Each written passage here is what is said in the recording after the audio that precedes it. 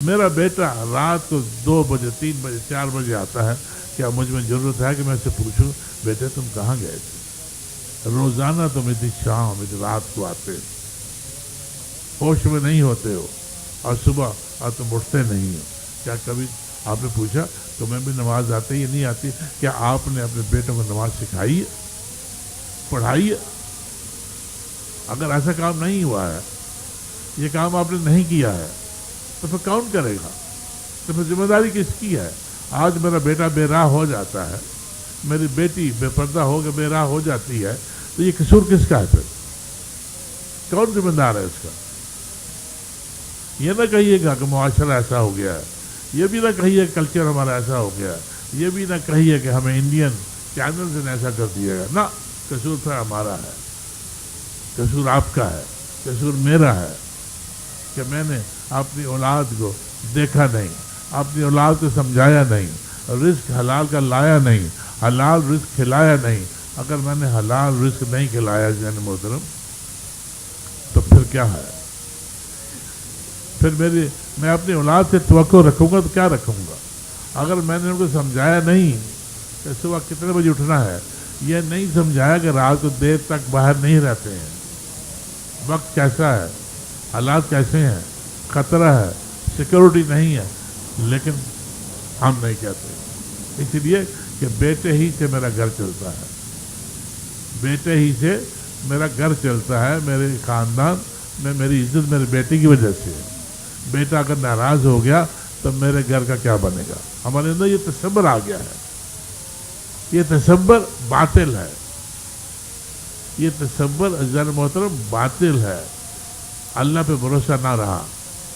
جو رازق ہے، جو قاسم رزق ہے، ان پر ہمارا بھروسہ نہیں ہے. رزق آنا ہے کہ نہیں آنا ہے، یہ میری ذمہ داری نہیں ہے. ہم صرف محنت کرتے ہیں بھروسے کے ساتھ. وَابْتَغُوا مِن فَضْلِ اللَّهِ، اللہ پاک فرماتا ہے وَابْتَغُوا مِن فَضْلِ اللَّهِ، کہ تم منتشر ہو جاؤ دنیا میں، منتشر ہو، فَانْتَشِرُوا فِي الْأَرْضِ، سورہ جمعہ میں ہے یہ، فَانْتَشِرُوا فِي الْأَرْضِ، کہ تم پھیل جاؤ زمین پر. پھر کیا کرو؟ وَابْتَغُوا مِن فَضْلِ اللَّهِ، پھر اللہ کے فضل سے کوئی فضل تلاش کرو. من فضل اللہ، اللہ کے فضل سے تلاش کرو. اللہ اپنے فضل سے آپ کو کیا دیتا ہے اور کیا نہیں دیتا ہے. اس کا ایک مطلب تو یہ ہے، صوفی اعظام اس کا مطلب اور لیتے ہیں.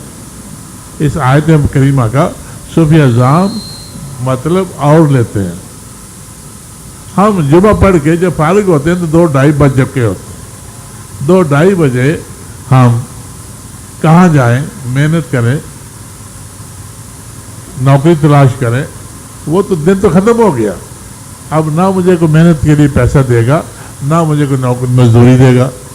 اسے آدھے دن کا تو کوئی بھی مزدور نہیں رکھتا ہے. اور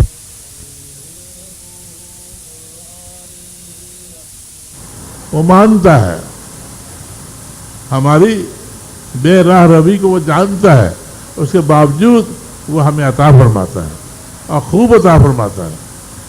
کون ہے؟ آج مقابلہ کیجئے اپنا اور یہود و نصارہ کا. جتنی اس وقت دنیا میں اتھارٹی ہے وہ یہود و نصارہ کے پاس ہے، جو اللہ کو اس طرح نہیں مانتے جس طرح کہ اللہ چاہتا ہے. وہ تثلیث مانتے ہیں. اللہ وحدہ لا شریک ہے، اسے ثانی کوئی نہیں، اسے ساتھی کوئی نہیں. اور حضور نبی پاک صلی اللہ علیہ وسلم اور اس کے آخری پیغمبر اور رسول ہیں، وہ یہ نہیں مانتے. یعنی وہ عیسیٰ علیہ السلام کو اللہ کا بیٹا مانتے ہیں. نصارہ، یہود داؤد علیہ السلام کو اللہ کا بیٹا مانتے ہیں. وہ بھی مشرک ہو گئے، عیسائی بھی مشرک ہو گئے.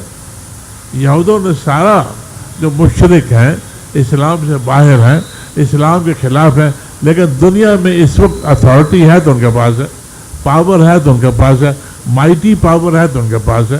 مسلمانوں کے پاس تو کچھ بھی نہیں. دولت ہے تو مسلمانوں کے پاس ہے، لیکن وہ دولت کس کام کی جو مسلمانوں کے کام نہیں آ رہی. وہ دولت مسلمانوں کے پاس ہے, مائٹ کی پاور ان کے پاس ہے, دولت کچھ نہیں کر سکتی جس کے پاس جنگی جہاز ہے. افغانستان میں جب جہاد طالبان نے ڈکلیئر کیا تو وہاں B-52 بامبرز تھے, B-52 بامبرز, اور ہمارے مجاہدین یہاں سے گئے اور تلواریں لہرا رہے تھے, اور ان کے اوپر بامبنگ ہوتی اور مر جاتے. یہ خودکشی ہے, یہ خودکشی ہے, یہ جہاد نہیں ہے. ہاں اگر جہاد کرنا ہے تو B-52 کے سامنے B-52 لے کر آئیے, یا کوئی چھوٹا بڑا جہاز لے کر آئیے جو اس سے قریب پہنچ سکے. آپ تو نیچے تلوار لہراتے رہیے, آپ اس سے کیا فرق پڑتا ہے؟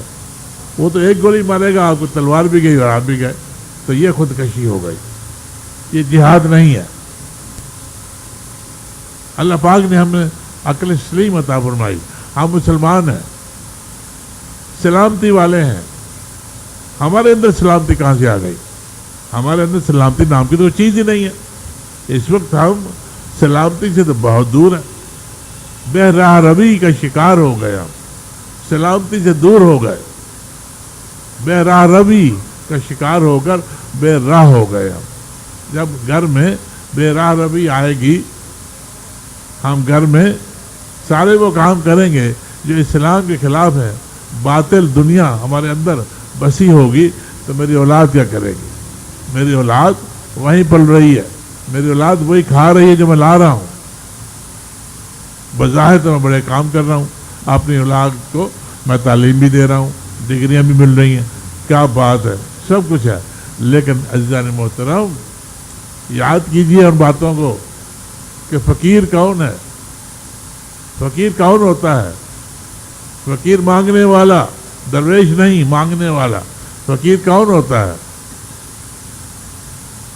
میں جب کام پہ جاتا تھا تو صبح ہماری بلڈنگ کے سامنے فٹ پاتھ پر بڑے فقیر ہوتے تھے, بیٹھتے تھے, کچھ نابینا بھی ہوتے تھے.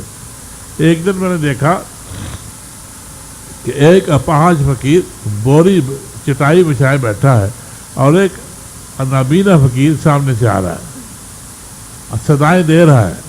یہ جو بیٹھا فقیر ہے, اس نے پوچھا, حافظ صاحب کیا ناشتہ کر لیا آپ نے؟ تو حافظ صاحب فرماتے ہیں جو مانگ رہے ہیں کہ نہیں, میں نے ناشتہ نہیں کیا.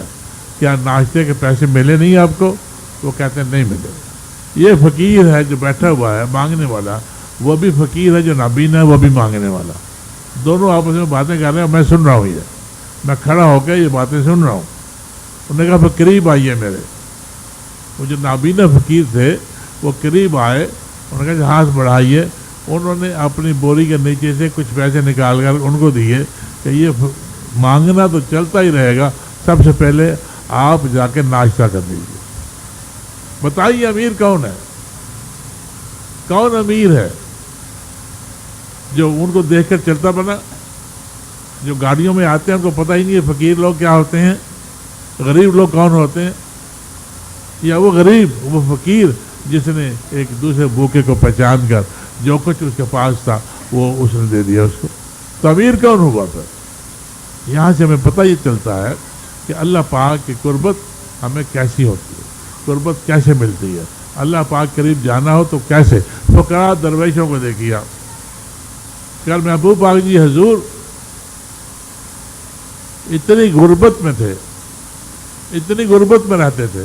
والدہ ماجدہ چرخہ کاٹ کاٹ کر مزدوری حاصل کرتی, اس سے وہ گھر کا خرچ چلاتی.